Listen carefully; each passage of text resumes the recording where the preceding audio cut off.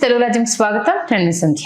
సంగారెడ్డి జిల్లా పటాన్ చెరువులో గూడెం మైపాల్ రెడ్డి వర్సెస్ కట శ్రీనివాస్ గౌడ్ అన్న రాజకీయ దుమారం ప్రస్తుతం అక్కడ రేగుతున్నది. సవాళ్ళు ప్రతి సవాళ్ళు, అలాగే ఓట్లు, గుళ్ళో ప్రమాణాలు అంటూ కాక రేపుతున్న నేపథ్యంలో ఇప్పటికే కట శ్రీనివాస్ గౌడ్ ను ఇంట్లో ఈవెన్ ఇక్కడ తల్లితో కలిసి బీరంగూడ శివాలయం వద్ద ప్రమాణాలు చేయడానికంటే ఒకరికొకరు ఆరోపణలు చేసుకున్న నేపథ్యంలో నువ్వు నా మీద చేసిన ఆరోపణలకు నువ్వు గుళ్ళోకి వెళ్ళి ప్రమాణం అంటే నేను చేసింది తప్పు అనేసి నువ్వు అనుకుంటే గుళ్ళోకి వెళ్ళి నువ్వు ప్రమాణం చేయి, నువ్వు నా మీద చేసిన ఆరోపణలకు నువ్వు చేసింది తప్పు అనేసి నేను దైవసాక్షిగా ప్రమాణం చేయడానికి సిద్ధమంటూ తన తల్లితో సహా ఆయన బీరంగూడ టెంపుల్ కు వెళ్లేందుకు సిద్ధమైన నేపథ్యంలో ప్రస్తుతం ఆయన పోలీసులు అయితే హౌస్ అరెస్ట్ చేయడం జరిగింది. ఓవరాల్ గా మరొకసారి చిచ్చు రాజుకుంది. అఫ్ కోర్స్ ఆ రెండు ఫ్యామిలీస్ మధ్య రాజకీయ రగడ అలాగే 3 years నుంచిగా ఎలా రగులుతుందో మనం చూస్తున్నాం. కట శ్రీనివాస్ గౌడ్ వచ్చేసి 50 ఏళ్ల సుదీర్ఘ రాజకీయ చరిత్ర ఉన్న ఫ్యామిలీ వాళ్ళది, అంటే కాంగ్రెస్ తోటి కంటిన్యూ అవుతున్న చరిత్ర మనందరికీ తెలిసిందే. ఈ నేపథ్యంలో అక్కడ 3 times పటాన్ చెరువు ఎమ్మెల్యేగా గూడెం మైపాల్ రెడ్డి తన హవాను కొనసాగిస్తున్న విషయం కూడా మనందరికీ తెలిసిందే. ఆయన మీద ఎప్పటికప్పుడు ఫైట్ చేస్తూనే ఉన్నా, ఓడిపోతూనే ఉన్నారు. నేషనల్ కాంగ్రెస్ పార్టీలో ఉండి కూడా నువ్వు ఇప్పటి వరకు నీ సత్తా చూపెట్టుకోలేకపోయావు, అది నీ పరిస్థితి అంటూ కూడా గూడెం మైపాల్ రెడ్డి కాటా శ్రీనివాస్ గౌడ్ మీద మొన్న ప్రెస్ మీట్ పెట్టి మరి కొన్ని ఆరోపణలు చేయడం జరిగింది. ఈ నేపథ్యంలో ఆరోపణలకు సంబంధించి ఎవరిది చరిత్ర ఒకసారి తవ్వుకుందాము, నువ్వు నా మీద చేసిన ఆరోపణలు నిజమా, నేను నీ మీద చేసిన ఆరోపణలు నిజమా తేల్చుకోవడానికి నేను సిద్ధము, నువ్వు సిద్ధమా అంటూ కూడా ఆయన సవాల్ విసరడం జరిగింది. ఆ నేపథ్యంలోనే ఇవాళ ఉదయం అటు 11 గంటలకు నేను బీరంగూడ టెంపుల్ కి వస్తున్నాను, నేను ప్రమాణం చేయడానికి సిద్ధము తడిబట్టలతో అంటూ కూడా ఆయన రెడీ అయ్యి బయటికి రావడము. ఈ నేపథ్యంలో పోలీసులు అటు కాటా శ్రీనివాస్ గౌడ్ ఇంటి దగ్గర భారీగా అభిమానులు మోహరించడంతో పోలీసులు అయితే ఆయనను హౌస్ అరెస్ట్ చేశారు. అక్కడ నుంచి ఆయన బయలుదేరే టైంలో పోలీసులు రంగప్రవేశం చేశారు. ఇది కరెక్ట్ కాదు సార్, ఖచ్చితంగా మళ్ళీ ఇక్కడ గొడవలు స్టార్ట్ అయ్యే అవకాశం ఉంటుంది కాబట్టి మీరు ఇంట్లోనే ఉండండి అంటూ కూడా ఆయన హౌస్ అరెస్ట్ చేశారు. ఈ నేపథ్యంలో ఒక్కసారి ఒకరికొకరు ఏమనుకున్నారు అన్న విషయం మనం చూద్దాము. ఆల్మోస్ట్ ఆల్ అసలు ఇప్పుడు గూడెం మైపాల్ రెడ్డి ఏ పార్టీలో ఉన్నారన్నది ఒక పెద్ద క్వశ్చన్ మార్క్. ఎందుకంటే స్పీకర్ ఆల్రెడీ నిర్ణయం చెప్పారు వాళ్ళు బీఆర్ఎస్ పార్టీలోనే ఉన్నారు అనేసి. బట్ ఈయన సీఎం రేవంత్ రెడ్డి గారిని కలిసిన విషయం తెలిసిందే, కాంగ్రెస్ పార్టీ కడువా కప్పుకున్నారనేసి వార్తలు వచ్చిన విషయం తెలిసిందే. ఈ నేపథ్యంలో స్పీకర్ నిర్ణయాన్ని ఈయన మరొకసారి తీసుకొచ్చిన మన మున్సిపల్ ఎన్నికల్లో బీఆర్ఎస్ తరఫునే ఈయన గెలిపించడం అనేది జరిగింది. ఉప్పు నిప్పులు వీళ్ళిద్దరూ అన్న విషయము పటాన్ చెరువులో ఉన్న ప్రతి ఒక్కరికి తెలిసిందే. ఈ నేపథ్యంలో గెలిచిన తర్వాత అంటే 2 times ఆల్మోస్ట్ ఆల్ కాటా శ్రీనివాస్ గౌడ్ ఓడిపోవడానికి వన్ ఆఫ్ ద రీజన్ కావచ్చు. మొన్న లాస్ట్ టైం అయితే అనూహ్యంగా త్రికోణం అటు గూడెం మైపాల్ రెడ్డి వర్సెస్ కాటా శ్రీనివాస్ గౌడ్ వర్సెస్ నీలం మధు, ఈ 3 త్రికోణ పోటీ నేపథ్యంలో నీలం మధు అవునన్నా కాదన్నా కాటా శ్రీనివాస్ గౌడ్ కి రావాల్సిన ఓట్లకైతే గండి కొట్టారు అనేది ఇక్కడ ఏంటిది స్పష్టమైన ఒక రిజల్ట్ అది కనిపిస్తూ ఉంటుంది. ఎందుకంటే ఇన్ కేస్ నీలం మధు అనే వ్యక్తి లేకపోతే ఈసారి కాటా శ్రీనివాస్ గౌడ్ పటాన్ చెరువులో జెండా ఎగరవేసే పరిస్థితి వచ్చిండే. ఎందుకంటే చాలా తక్కువ మెజార్టీతో గూడెం మైపాల్ రెడ్డి అక్కడ గెలవడం జరిగింది. గతంతో పోల్చుకుంటే మన అంతకుముందు 30,000 40,000 ఉన్న మెజార్టీ మొన్న ఎలక్షన్స్కి వచ్చేసరికి 18,000 15,000 మెజార్టీతో మాత్రమే గూడెం మైపాల్ రెడ్డి గారు గెలవడం జరిగింది. ఈ నేపథ్యంలో కనుక నీలం మధు అనే వ్యక్తి ఈ సీన్ లో లేకపోయి ఉంటే ఈసారి ఖచ్చితంగా నేనే గెలిచేవాడిని అన్న విషయాన్ని అయితే పదే చాలా విశ్లేషణలో కూడా మనం వినడం జరిగింది. ఈ నేపథ్యంలో మొన్న మధ్య జిల్లా మంత్రికి సంబంధించి వివాహం జరిగితే ఆ వివాహాన్ని అడ్డు పెట్టుకొని ఏ రేంజ్ లో సంపాదించుకున్నావో నీకు తెలియదా, ఎలక్షన్స్ వచ్చాయంటే చాలు కాటా శ్రీనివాస్ గౌడ్కి అది పండుగ, బీఫామ్ల పేర్లు చెప్పుకొని దండుకోవడం తప్పితే ఇంకొక ఆలోచన ఉండదు. దీంతో ప్రతి మండలానికి ప్రతి ఏరియాకి సర్పంచుల దగ్గర నుంచి మొదలు పెట్టుకుని ప్రతి ఏరియాలో ఏజెంట్లను పెట్టుకుని అక్కడ కొత్త ప్రాజెక్టులు ఏమొస్తున్నాయో తెలుసుకొని దాంట్లో వాటాలు అడగడం నీ పని కాదా? సొంత తల్లిని అన్నను చెల్లిని నువ్వు ఓర్వలేదు, వాళ్ళ మీద కేసులు పెట్టి పోలీస్ స్టేషన్లకు వెళ్ళావు, నీ చరిత్ర గురించి మాకు చెప్తున్నావా అంటూ పటాన్ చెరువు ఎమ్మెల్యే గూడెం మైపాల్ రెడ్డి కాటా శ్రీనివాస్ గౌడ్ మీద ఓ రేంజ్ లో రెచ్చిపోయారు. ఈ నేపథ్యంలో నేను ఎక్కడెక్కడ కబ్జాలు చేశాను, నేను ఏ పెళ్లిలో ఎవరి పేరు చెప్పేసి నేను డబ్బులు తిన్నాను, బీఫామ్ కు సంబంధించి ఎవరి దగ్గర నేను ఏం తిన్నాను ప్రూఫ్తో సహా ముందుకురా. నువ్వేదో మాటలు చెప్తే కాదు కదా, నువ్వు ముందుకు వచ్చి మాట్లాడు. నువ్వు ఏంటిది మైనింగ్ కి సంబంధించి ఎంత అక్రమంగా తిన్నావు, నీ ఇంటి మీద ఈడీ రైట్స్ నీ ఇంటి మీద జరిగాయి నా ఇంటి మీద జరిగాయా అంటూ దానికి కౌంటర్ గా కాటా శ్రీనివాస్ గౌడ్ చాలా పాయింట్స్ రేజ్ చేయడం జరిగింది. నీ ఇంటి మీద ఈడీ రైట్స్ జరిగాయి నా ఇంటి మీద కాదు, నువ్వు లీజ్ ఏ సంవత్సరం తీసుకున్నావు, ఎవరిచ్చారు ఏమి ఇచ్చారు అన్నది కూడా నువ్వు ఇప్పటికీ క్లారిటీగా చెప్పలేకపోతున్నావు. వైఎస్ రాజశేఖర రెడ్డి 2009లో చనిపోతే 2010 ఒకసారి లీజ్ ఇచ్చారంట, 11 ఒకసారి లీజ్ ఇచ్చావు, 12 ఒకసారి లీజ్ ఇచ్చావంటూ మాటలు మారుస్తుంది నువ్వు. కాబట్టి నీకు 300 కోట్ల పెనాల్టీ వేశారు అంటే అక్రమంగా నువ్వు మైనింగ్ తవ్వావు అనేసనే కదా నీ మీద 300 కోట్ల పెనాల్టీ వేశారు. నువ్వు మర్చిపోయిన జనాలు మర్చిపోరు కదా అంటూ కాటా శ్రీనివాస్ గౌడ్ రివర్స్ కౌంటర్ అయితే ఇవ్వడం జరిగింది. నువ్వు మాటలు నిందలేయొద్దు, ఆరోపణలు నిజం చేయి. నువ్వు తిన్నావు అన్నదానికి సంబంధించి ఒకసారి ఓకే, ఈ అంశానికి సంబంధించి మనం కాటా శ్రీనివాస్ గౌడ్ గారితో మాట్లాడే ప్రయత్నం చేద్దాం. ఆయనకి ఫోన్ కాల్ కనెక్ట్ చేద్దాం, చూద్దాం సార్ ఏమంటారు అనేది. ఓకే, ఫోన్ కనెక్ట్ అయింది. శ్రీనివాస్ గారు నమస్తే అండి. నమస్తే మేడం. ఏంటి హల్చల్ చేస్తున్నారు మొత్తం? హల్చల్ ఏం లేదు మేడం. అంటే తన చేసినటువంటి ఆరోపణలు వాస్తవాలన్నీ ఆధారాలు లేని ఆరోపణలు చేసుకుంటా మంది మీద ఏదో బట్టగాల్సి మీద వేసి ప్రయత్నం చేస్తా ఉన్నాడు. అందులో బాగానే చెప్పిన నేను. అందుకే అన్నా ఇక సరే మూడో కంటికి ఎవరికైతే తెలియదు కదా ఇవన్నీ జరిగిన విషయాలు. అందుకే ఇక భగవంతుడే ఇక దాని లాస్ట్ కి భగవంతుడే కదా నిర్ణయము. అందుకే ఇద్దరం కలిసి సన్నిలోకి వెళ్దాము తడిబట్టలతోని. నువ్వు చేసిన ఆరోపణల మీద నువ్వు నిలబడి, నేను చేసిన ఆరోపణల మీద నేను నిలబడతా. మళ్ళీ నేను చేసిన ఆరోపణల మీద నిలబడతా, మళ్ళీ నువ్వు చేసిన ఆరోపణలు తప్పుడు చేసినా దానికి కూడా నేను తడిబట్టలతో అవన్నీ అవాస్తవాలని చెప్పి జరుగుతా, నువ్వు వాడికి రా అని చెప్పిన. ఇక దానికి ఏంటంటే ఇక దానికి ఇక పోలీసు వాళ్ళు లా అండ్ ఆర్డర్ ఇష్యూ అని చెప్పి ఇవన్నీ కార్యక్రమాలు పోనీయకుండా అరెస్ట్ చేయడం జరిగింది. వీళ్ళంతా అంటే చాలా ఆరోపణలు చేశారు. ఏంటిది జిల్లా మంత్రి కుమార్తె పెళ్లిలో ఏవో డబ్బులు వసూలు చేశారనేసి, తర్వాత మీకు ఎన్నికలు వస్తే చాలు బీఫామ్లతోటి పండుగే అనేసి అంటూ చాలా రకాల ఆరోపణలు చేశారు. ఏంటి అసలు దాని అంటే ఇవి రేజ్ చేయడానికి ప్రధాన కారణం ఏంటి అసలు? ఇక్కడ మీరు క్వశ్చన్ అడిగారు, ఆరోపణలు చేయడం కాదు ప్రూఫ్స్ తీసుకురండి అనేసి. ప్రెస్ మీట్ పెట్టినప్పుడు నేను చూపించిన కదా ఆధారాలు, మన ఆయన ఆధారాలు చూపించాలి కదా. చేతిలో ఖాళీ పేపర్ పట్టుకొని ఊపి ఆధారాలు లేకుండా మాటలు మాట్లాడవద్దు కదా. నేను అదే చెప్పిన, నువ్వు మాట్లాడిన మాటలు ఏవైతున్నాయో అవన్నీ కూడా ఇక్కడ సాక్ష్యాలు లేవు కదా. భగవంతుడి సాక్ష్యము. నేను తడి బట్టలతో నేను గుడ్లోకి వెళ్తా, అవన్నీ అవాస్తవాలని చెప్పి. మళ్ళీ నువ్వు కూడా మరి నేనైతే నువ్వు ఏదైనా కబ్జాలు చేసినావు అవన్నీ చేసినావు నేను చెప్తున్నా కదా, అవన్నీ కూడా నువ్వు కూడా రామల్లా అవన్నీ అవాస్తవాలని నువ్వు కూడా ఎక్కువ అని చెప్తా. లేకపోతే నువ్వు చెప్పేది నిజాలైతే నువ్వు ఎక్కువ అని చెప్తున్నా. ఓకే, ఏంటిది కదా ఇప్పుడు ఆయన నేను ప్రధాన చేయలేదు వెళ్ళిపోవాలి కదా. నువ్వు చెప్పే నిజాలా, నేను చెప్పేది నిజాలా, నీ భాగవతం ఏందో నా భాగవతం ఏందో, నీ అవినీతి ఏందో నా అవినీతి ఏందో తేలిపోవాలి. 2014 నుంచి నువ్వు పొడి చేస్తా ఉన్నావు 3 సార్లు. నీ అప్డేట్ ఇద్దాం, నా అప్డేట్ ఇద్దాం, నా 1000 కోట్లు పెరిగినా నీ 1000 కోట్లు పెరిగినా తెలియపోవాలి కదా పంచాయతీ ఇది. ఓకే, సర్వే నంబర్లతో సర్వే నంబర్లు దీంట్లో 131 ప్లాట్లు వేశారు, అది ఇది అనేది లెక్కలు చెప్తున్నారు. ఏంటి అసలు ఆ కథ? ఈ దేశంలో ఎన్ని శాసనసభ్యులు ఉన్నారు? వేలాది శాసనసభ్యులు ఉన్నారు. 1,00,000 గజాల డాక్యుమెంట్, ఒకటే ఒక డాక్యుమెంట్ 1,00,000 గజాలు. మనం 100 గజాలు చూసినప్పుడు 200 పేదలకు 100 గజాలు 50 గజాలు కూడా లేదు. కానీ 1,00,000 గజాల డాక్యుమెంట్ ఈడీ అటాచ్ చేసి అందులో కనబడుతుంది మీకు, అలా డిస్ప్లే కనబడుతుంది మీకు. అలా ఒక్క డాక్యుమెంట్ 1,00,000 గజాలు ఉన్నది. ఈడీ 60-70 డాక్యుమెంట్లు అటాచ్ చేస్తే 5-6 వేల కోట్ల ప్రాపర్టీ అది. అంటే ఇంత అవినీతి పరుడు. అవన్నీ నేను రుజువు చేసిన. పట్టా సర్వే నంబర్లు వేసి పక్కన గవర్నమెంట్ సర్వే నంబర్లల్లా నువ్వు 100 కోట్ల రూపాయలు స్కాములు చేసుకుంటా, 100 ఇల్లు కట్టుకుంటా ఇష్టానుసారంగా ఈ ప్రాంతంలో ఉడా లేవట్ రోడ్లల్లో కూడా మొత్తం నువ్వు చక్రపూరి కాలనీలో 152 సర్వే నంబర్, 153 సర్వే నంబర్, ఇలాంటి సర్వే నంబర్లు అన్ని కూడా నువ్వు ఇష్టానుసారంగా రిజిస్ట్రేషన్ చేసుకోని ఈరోజు ఇవన్నీ ఆరోపణలు. ఇవన్నీ నేను చేసిన ఆధారాలతో చేసిన, ఆధారాలు లేకుండా చేయలేదు నేను. ఓకే, ఇప్పుడు ఆయన మీ కాంగ్రెస్ పార్టీలో ఉన్నట్ట, బీఆర్ఎస్ పార్టీలో ఉన్నట్ట? ఇప్పుడు అలా కేటీఆర్ గారేమో అక్కడ సుప్రీంకోర్టులో వేసినారు, కేటీఆర్ గారేమో సుప్రీంకోర్టులో ఫిరాయింపుల దాని మీద వేసినారు. హరీష్ రావు గారేమో ఒక దోచుకుంటారు ఇట్లాంటి దొంగల గురించి. ఇక్కడ ఏమైనా ప్రజా పార్టీ అంటాడు, ఈయన ఏ పార్టీ అంటే ప్రజల పార్టీ అంటాడు.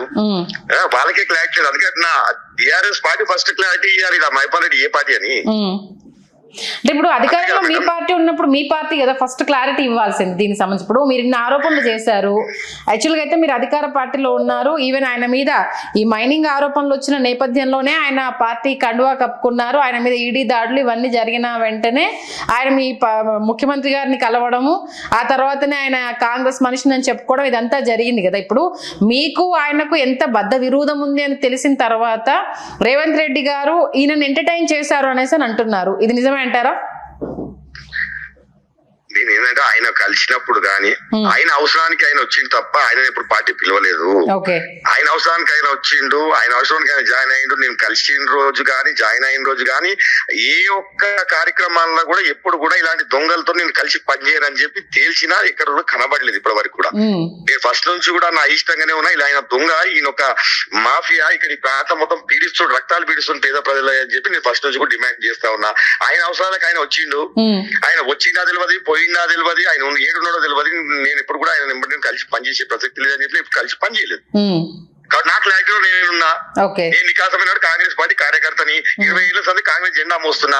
పార్టీ ఓడదొడుగులు ఉన్నా, అధికారంలో ఉన్నా లేకున్నా నేను కాంగ్రెస్ పార్టీ జెండా ఇరవై కూడా పనిచేస్తున్నా. ఆయన లేక పూటకో పార్టీ మారిన కాదు నేను.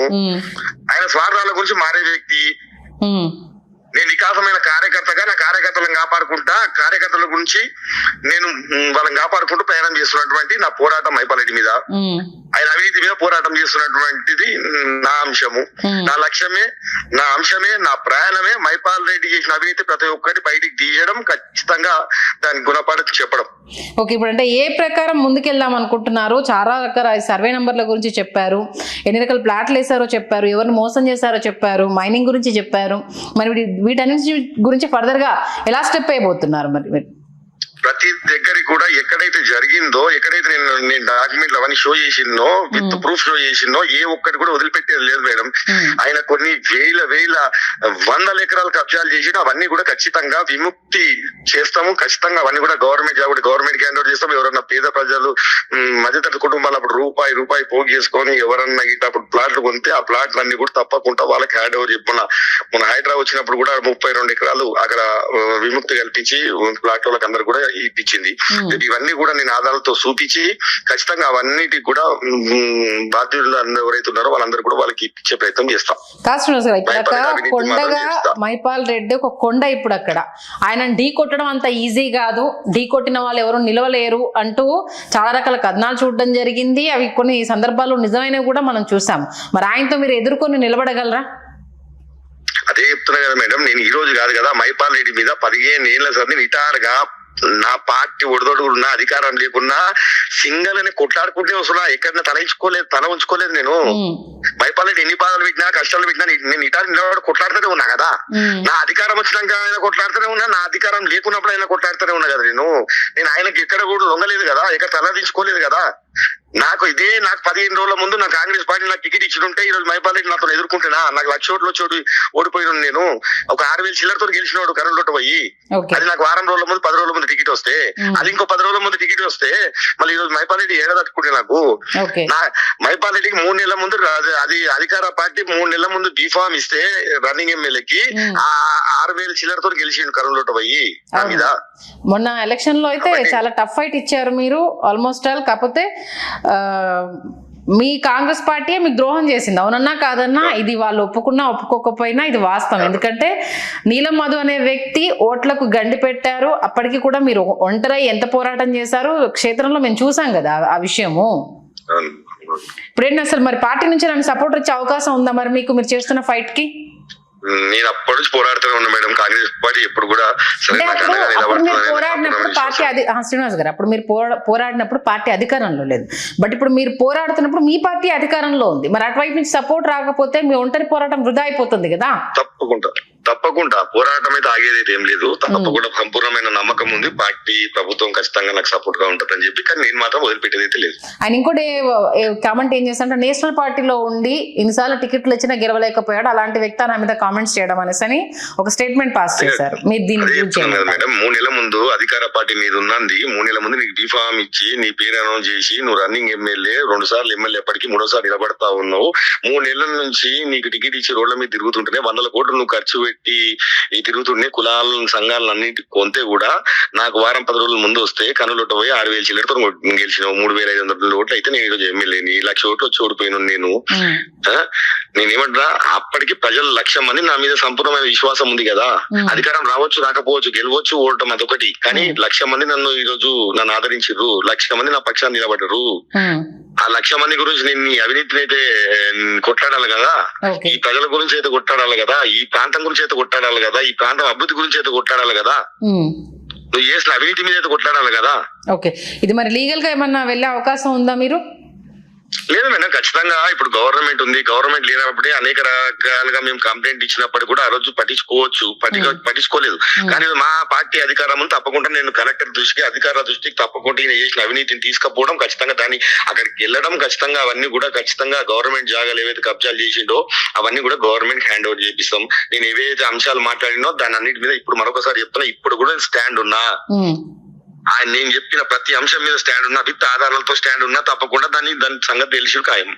Okay madam, thank you Srinivas garu. Thank you. చూస్తున్నారు కదా శ్రీనివాస్ గారి వాదన ఇది. ఖచ్చితంగా ఆయన చేసిన అక్రమాలను నిగ్గు తేలుస్తాము. రాబోయే రోజుల్లో ఇప్పటికీ పార్టీ 20 సంవత్సరాలుగా నేను దీనికి సంబంధించి ఫైట్ చేస్తూనే ఉన్నాను. పార్టీ అధికారంలో లేనప్పుడే ఒంటరిగా నిఠారుగా నిలబడ్డాను. రాబోయే రోజుల్లో కూడా నా పోరాటం ఆగదు, ఇంకా ఈసారి ఉధృతంగా ముందుకెళ్తాను.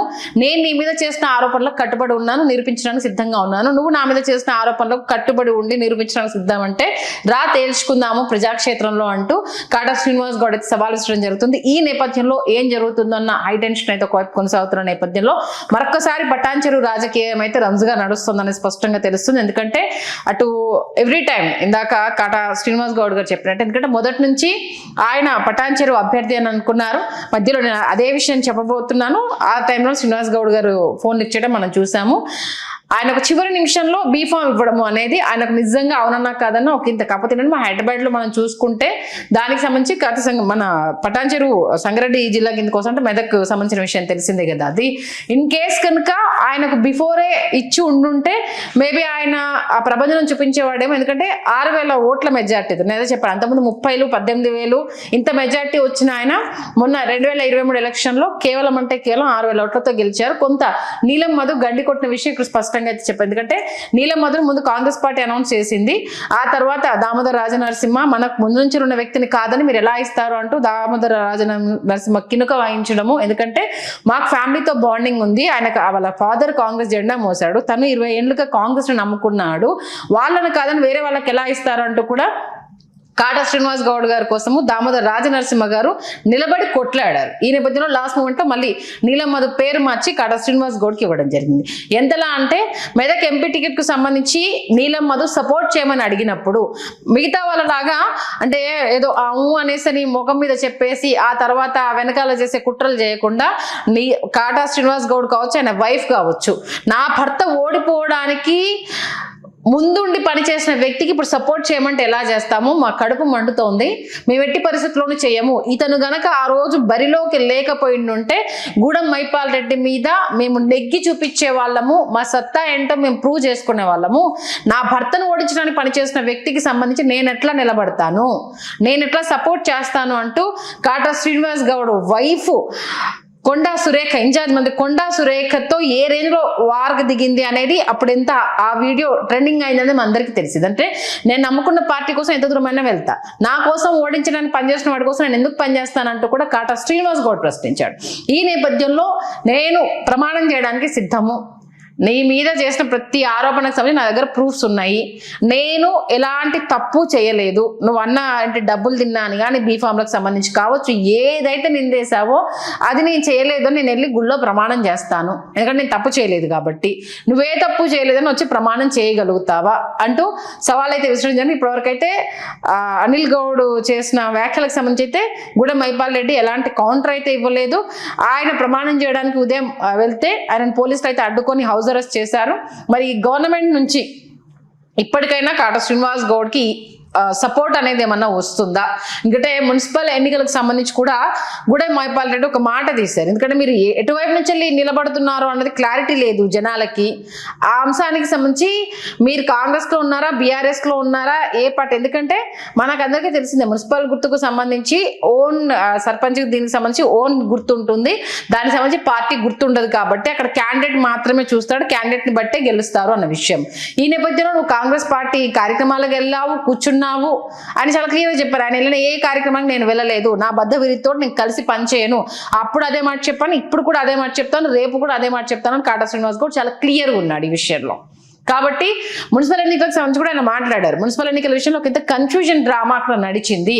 ఎవరి వైపు ఉన్నారు, ఈయన ఎవరి వైపు నిలబడుతున్నారు, ఎవరికి ఓటేయాలన్నది ఆ కన్ఫ్యూజన్ డ్రామాతో పాటు అక్కడ ఉన్న క్యాండిడేట్ విషయంలో అది ఎంత రంజుగా రసవత్తరంగా సాగింది. ఆ తర్వాత బీజేపీ సపోర్ట్ తీసుకొని పీఠం కైవసం చేసుకోవడం చాలా రసవత్తర రాజకీయం అనేది మున్సిపల్ ఎన్నికల్లో పటాన్చెరువుకు సంబంధించి జరిగిందన్న విషయం మనందరికీ తెలిసిందే. ఈ నేపథ్యంలో దీనికి సంబంధించి మరి మైపాల్ రెడ్డి ఎలాంటి సమాధానం ఇస్తాడు, అలాగే నేను ఖచ్చితంగా ఇక మీదట ఇంకా ఉధృతంగా నా న్యాయ పోరాటం కొనసాగిస్తాను, నష్టపోయిన ప్రతి బాధితులకి పేదలకు న్యాయం జరిగేంత వరకు ఈ అంశాన్ని వదిలిపెట్టారు, ఎందుకంటే వాళ్ళకి ఇచ్చిన తలుచుకుంటారు కదా, ఈసారి కాటా శ్రీనివాస్ గౌడ్ రాజకీయం ఎలా ఉంటుందో చూపిస్తాను అంటూ ఆయన అంటున్నారు. చూద్దాం ఏమవుతుంది అనేది. మొత్తానికి పటాన్చెరువు మరొకసారి వార్తల్లో నిలబడడం జరిగింది. ఈసారి కాటా శ్రీనివాస్ గౌడ్ చాలా దూకుడు మీద వెళ్తున్నాడు అనేది స్పష్టంగా తెలుస్తుంది. మరి అధికారం చేతిలో, పార్టీ చేతిలో అధికారం ఉంది కాబట్టి మరి ఈ అంశాన్ని ఏ రకంగా ఆయన ఉపయోగించుకోదలుచుకుంటున్నాడు, అధిష్టానానికి దీన్ని ఏ రకంగా కన్వే చేయదలుచుకుంటున్నాడు, ఎందుకంటే ఎటు చూసినా ఎండ్ ఆఫ్ ద డే డబ్బు అనేది ఇక్కడ పనిచేస్తుంది. ఆ డబ్బుకి ఎవరైనా దాసోహం, ఆ డబ్బు ఎట్నుంచి వస్తుంది అనేది పాయింట్ అవుతుంది. మరి ఆయన ఒంటరి పోరాటానికి పార్టీ అధిష్టానం నుంచి ఆయన సపోర్ట్ దొరుకుతుందా? ఖచ్చితంగా అయితే దొరికినా దొరకకపోయినా నా వేలో నేను వెళ్తాను అనేసి ఆయన అంటున్నారు. మరి పటాన్చెరు ప్రజలు జరుగుతున్న దానికి సంబంధించి ఎలా స్పందిస్తారనేది కూడా ఇక్కడ మనం ఆలోచించాల్సిన విషయం. చూద్దాం ఏం జరుగుతుంది అనేది.